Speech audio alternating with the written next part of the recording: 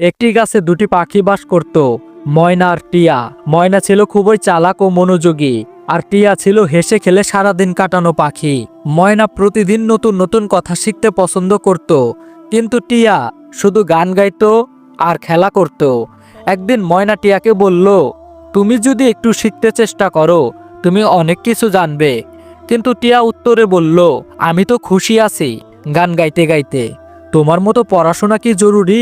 একদিন অন্যান্য পাখি সবাই ময়নার কথা শুনে মুগ্ধ হলো, কারণ সে অনেক গুরুত্বপূর্ণ বিষয় নিয়ে আলোচনা করতে পারলো। অপরদিকে টিয়াও গান গেয়ে সবাইকে আনন্দ দিল এবং সবার মন জয় করলো। ময়না বুঝতে পারলো সব পাখির পথ আলাদা এবং আমাদের একে অপরের দিক থেকে কিছু না কিছু শেখার আছে।